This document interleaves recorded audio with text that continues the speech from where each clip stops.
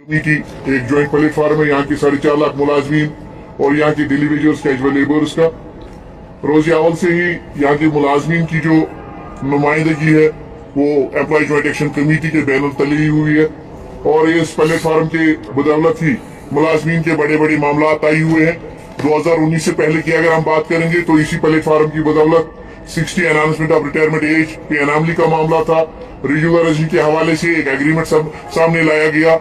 सरकार ने बहुत से मामला जो सरकार और मुलाजमीन के दरमियान उस वक्त बातचीत के जरिए से हल हुए और 2019 के बाद ये एक वाहिद नुमाइंदा प्लेटफार्म है जिस वाहिद नुमाइंदा प्लेटफार्म ने मुलाजमीन की आवाज बुलंद की और आवाज बुलंद करते रहे और हमें उम्मीद है इंशाअल्लाह रहमान ये प्लेटफार्म यहाँ की मुलाजमीन की तर्जुमानी कर रही है। ये प्लेटफार्म ये कर रहा है और आइंदा भी करता रहेगा।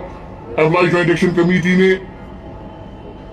जो मौजूदा गवर्नमेंट वजूद में आई है जिनने चार्ज संभाला है उस हवाले से हमारे सदर मोहतरम जनाब वजद हुसैन दुरानी साहब एम्प्लॉय ज्वाइंट एक्शन कमेटी का मौक़िफ़ आपके सामने रखेंगे। जनाब वजद हुसैन दुरानी साहब। अस्सलाम वालेकुम। आज यहाँ पे एम्प्लॉय ज्वाइंट एक्शन कमेटी की तरफ से प्रेस कॉन्फ्रेंस बुलाने का मकसद, सबसे पहले हम मौजूदा सरकार जिन्होंने हाल ही में हलफ लिया है जनाब इज़्ज़त माब उमर अब्दुल्ला साहब की क़यादत में, हम उनको मुबारकबाद देते हैं मुलाजमीन की तरफ से। उनकी कैबिनेट के जितने रुफ़का है उन सबको मुबारकबाद देते हैं कि एक अवामी हुकूमत वजूद में आई है और रियासत जम्मू कश्मीर के 4 लाख मुलाजमीन के रिप्रेजेंटेटिव होने के नाते ये फोरम की जिम्मेदारी बनती है कि वो सरकार के साथ वफादारी से, ईमानदारी से और फर्ज शनासी से काम करे। तो हम आज आपके माध्यम से इस प्रेस कॉन्फ्रेंस के जरिए सबसे पहले उमर अब्दुल्ला साहब को मुबारकबाद देते हैं, उनकी कैबिनेट को मुबारकबाद देते हैं कि लोगों ने उनको मैंडेट दिया है इस रियासत को चलाने का।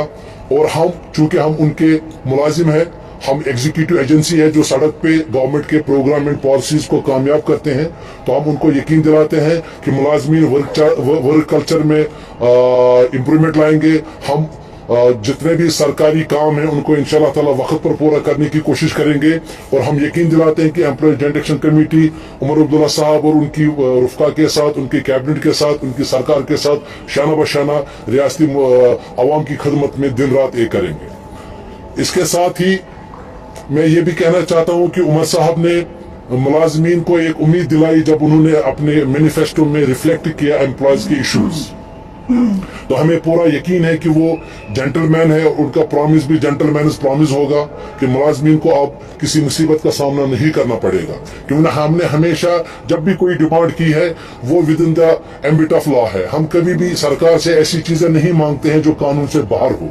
तो हम उम्मीद करेंगे कि उमर साहब जैसे अभी तो इब्तिदा है, जैसे वो सेटल डाउन हो जाते हैं सरकार में तो वो मुलाजमीन के मामलात को लेकर जो उन्होंने वादा किया है अपने मैनिफेस्टो में, या वैसे भी जब हम उनके दौर को याद करते हैं जब वो चीफ मिनिस्टर थे इससे पहले, उन्होंने बहुत सारे मुलाजमीन के मसाइल हल किए, चाहे वो 58 से 60 का मामला हो, पे एनामली का मामला हो।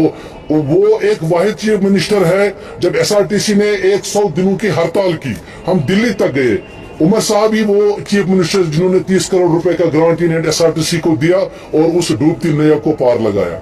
तो आज हम तवक्को करते हैं कि उमर साहब उसी तरह से मुलाजमीन के मसाइल को लेकर संजीदगी के साथ सीरियसली हमारे इश्यूज को एड्रेस करेंगे, जिनमें बिलखुसूस हमारे 61,000 डेलीवेजर्स है जो पिछले 25-30 सालों से कसम पुर्सी की हालत में है, मुख्तलिफ महकमों में काम कर रहे हैं। जब यहाँ सरकार, इस रियासत ने बहुत सारे दौर देखे, एक दौर ऐसा था जब सरकार ही गायब थी, किसी की सरकार नहीं थी, उस वक्त सरकारी मुलाजिम सरकार चला रहे थे और ये डेलीवेजर उस वक्त अपनी जान का नजराना उन्होंने पेश किया। इन डेलीवेजरों ने उस वक्त रिस्क लेकर सरकार की पॉलिसियों को चलाया, चाहे वो PHE हो, जंगलात हो, चाहे वो कोई भी महकमा हो, R&B हो, फॉरेस्ट हो, इन्होंने वहां पे अपना काम किया। लेकिन बदकिस्मती से 30-35 साल हो गए, 25 साल हो गए, इनकी रेगुलराइजेशन नहीं हो रही है। हमें उम्मीद है कि सरकार पहली फुर्सत में कंसोलिडेटेड जो एम्प्लॉयज है, डेलीवेजर जो है, रहबरी खेल है, रहबरी जंगलात है, यहाँ कितने किस्म के ऐसे टेम्पररी एम्प्लॉयज है, कंसोलिडेटेड ड्राइवर्स है जो RTC में काम करते हैं, जो थ्रू प्रॉपर चैनल लगे हैं, 8 साल बाद उनको रेगुलर होना था। इसी तरह जो सिक्किम में लोग हैं, रहबरी खेल लगे हैं,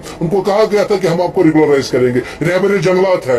तो ये कहने का मतलब ये है कि जितने भी टेम्परेरी कैटेगरीज ऑफ एम्प्लॉयज है उनको रेगुलर किया जाए ताकि वंस फॉर ऑल ये मसला सेटल हो। दूसरा, एक वेज पॉलिसी हो और एक रेगुलराइजेशन पॉलिसी हो, जो आगे सरकार अगर किसी को टेम्परेरी बेसिस पे अपॉइंटमेंट करती है, उस बंदे को पता हो कि मैं इस पॉलिसी के तहत हूं और उस पॉलिसी पे फिर अमल हो। ऐसा ना हो कि किसी को डिलीवेजर लगाते हैं तो उसको पता ही नहीं होता मुझे कब रेगुलर होना है, वो रिटायरमेंट एज को भी पहुंचता है लेकिन रेगुलर नहीं होता। इसी तरह से वेज पॉलिसी, किसी जगह 20,000 लेता है कोई, किसी जगह 10,000 लेता है। कैंपा में फॉरेस्ट कॉर्पोरेशन में कैंपा है एक, वो 9,300 लेते हैं, उन्हीं का दूसरा एक वेजेस आउटसोर्स है वो 7,500 लेते हैं। इस तफावत को दूर करना पड़ेगा। सरकार को एक क्लियर कट पॉलिसी लानी पड़ेगी जो वेज पॉलिसी और रेगुलराइजेशन पॉलिसी हो। इसी तरह से सबसे बड़ा मसला है हमारा old pension, restoration of old pension. Omar sahab को मैं उनके जो उन्होंने ट्वीट किया है परसों, उसका मैं वेलकम करता हूं, जिसमें उन्होंने जाहिर किया है कि हम ओल्ड पेंशन को रेस्टोर करेंगे। मैं इस बात पे उनको सल्यूट करता हूं और उम्मीद करता हूं कि वो पहली फुर्सत में जल्द से जल्द जो उन्होंने ट्वीट किया है इस बारे में हम उसका खैर मकदम करते हैं। और हमारी उम्मीदें बढ़ गई है कि ओल्ड पेंशन स्कीम जो स्कीम थी, जो पेंशन था, ओल्ड पेंशन स्कीम जो है उसको वो रेस्टोर करेंगे इंशाल्लाह ताला। हमें उम्मीद है कि उमर साहब अपने वादे पे पूरे खरे उतरेंगे, क्योंकि उनके ट्वीट से पता चलता है कि वो अपने वादे पे बराबर खड़े हैं। तो हम चाहते हैं कि ओल्ड पेंशन स्कीम जैसे हिमाचल ने की, जैसे राजस्थान ने की, क्योंकि मुलाजिम जब अपनी 30-40 साल जिंदगी सरकारी काम में देता है उसके बाद साकत नहीं रहती है कि वो अब और कमाए, 60 साल के बाद क्या कमाएगा, तो उसका एक ही सहारा होता है, वो है पेंशन। इसी तरह जो पब्लिक सेक्टर में लोग हैं उनको भी पेंशन के जुमरे में लाया जाए, वो भी शाना बशाना गवर्नमेंट सेक्टर के साथ काम करते हैं। इसी तरह से कुछ इस 4-5 सालों के दौरान बहुत सारे ऑफिसरान, बहुत सारे मुलाजमिन टर्मिनेट हुए, कोई सस्पेंड हुआ बहुत सारे केसेस में, बहुत सारे एलिगेशंस में। लेकिन कुछ ऑफिसरान जो डायनामिक ऑफिसर रहे हैं, जिनको सरकार ने इनामात दिए हैं, उनको फॉल्स केसेस में फंसाया गया, उनको सस्पेंड किया गया, 4 साल से वो रजिस्टर्ड नहीं हो रहे हैं, ना उनके खिलाफ इंक्वायरी हो रही है।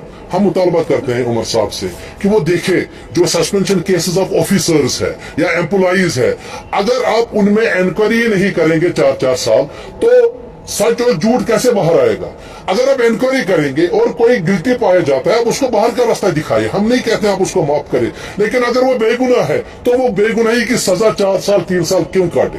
तो रेवेन्यू डिपार्टमेंट में बहुत सारे ऐसे ऑफिसरान हैं जो 3-3 4-4 साल से सस्पेंड है, उनकी इंक्वायरीज नहीं हो रही है। इसी तरह से इस वक्त रियासत के जब आप डिपार्टमेंटों को, कॉर्पोरेशनों को देखेंगे तो बहुत सारे मसाइल है। हमारा NHM 2-3 महीने से सैलरी नहीं है, उनकी वेज पॉलिसी नहीं है। हैंडलूम डेवलपमेंट कॉर्पोरेशन 24 माह की तनख्वाह नहीं है, 5 साल से कोई रिटायर बेनिफिट नहीं है। इसी तरह से RET के ट्रांसफर का मसला है। रिजर्व कैटेगरी जो जम्मू बेस्ड रिजर्व कैटेगरी यहाँ है, उनकी ट्रांसफर पॉलिसी नहीं है। उनके president Anil Radhe ji post pillar उनको नचाया गया, लेकिन अभी तक वो पॉलिसी नहीं हुई, जबकि गवर्नर साहब ने वादा किया था, कमेटी भी बनाई थी, अभी तक वो सब चीजें नहीं हुए। +2 लेक्चरर, आप देखें उमर साहब की नोटिस में मैं ये लाना चाहता हूँ, सरकार की नोटिस में, जहां डेलीवेजर क्लास 4 के लिए तड़प रहा है, वहीं पे लेक्चरर +2 वाले स्टेगनेटेड है, उनकी प्रमोशन नहीं हो रही है। यानी कि डेलीवेजर से लेकर गजेटेड ऑफिसर तक सफर कर रहा है इस सरकार में। आपने 7th पे कमीशन इंप्लीमेंट किया, 99.9% लोग ले रहे हैं, JKSRTC का मुलाजिम नहीं ले रहा है, जबकि JKSRTC का मुलाजिम इस वक्त इलेक्शन हो, उन्होंने किया पार्लियामेंट इलेक्शन, असेंबली इलेक्शन, यात्रा और VVIP मूवमेंट, 24 घंटे ड्यूटी करके सारे फराइज अंजाम दिए, लेकिन फिर भी वो 7th पे कमीशन से वंचित है। और हमारा रेवेन्यू 225 करोड़ तक पहुंचा, जो 4 साल पहले 70 करोड़ था। तो कहने की बात यह है कि हम सरकार से गुजारिश करते हैं, अगर वो एक हाई लेवल कमेटी तश्कील देते हैं, particularly for to address the issues of employees, जो EJ के एम्प्लॉइज के इश्यूज है, जो रियासती मुलाजमिन के इश्यूज है, एक हाई लेवल कमेटी, उसमें हमें नुमाइंदगी दी जाए। वो कमेटी बैठ के, हमें सड़कों पे नहीं निकलना है, हमें कोई प्रोटेस्ट नहीं करना है, हमें कोई जद्दोजहद नहीं करनी है जिससे सरकार के काम में बाधा पड़े, लेकिन हम सरकार से ये कहते हैं कि आप हमें वो हक दे दीजिए जो कानून ने हमें दिया है, जो कॉन्स्टिट्यूशन ऑफ इंडिया ने हमें दिया, जो लेबर लॉ ने हमें दिया है। और हमें उम्मीद है कि उमर साहब मुलाजमिन के लिए ऐसा कुछ करेंगे कि इनको सड़क पे निकलने की नौबत नहीं आएगी। इसी तरह से बजटरी सपोर्ट, PDD को इन्होंने कन्वर्ट किया, कॉर्पोरेशन बनाई, लेकिन जो वहां पे मुलाजिम काम कर रहे हैं, जो रेगुलर है, उनके लिए उस वक्त वादा किया गया था, एक ऑर्डर भी निकला था कि हम बजटरी सपोर्ट देंगे ताकि वो अपनी तनख्वाह और बाकी चीजें ले सके। इसी तरह से सी कॉप को डिफंग किया गया। क्यों डिफंग किया गया? अगर वहां पे 300, 400, 600 लोगों की रोजी रोटी थी और उनके साथ मुंसलिक जो कारखानेदार है वो उसके साथ मुंसलिक थे, यही सेम पोजीशन है हैंडलूम डेवलपमेंट कॉर्पोरेशन से। उसमें ये यहाँ पे हमारे बुजुर्गों ने, शेख मोहम्मद अब्दुल्ला साहब ने एक वेलफेयर स्टेट का कंसेप्ट दिया था। ये मैं दोहराना चाहता हूं।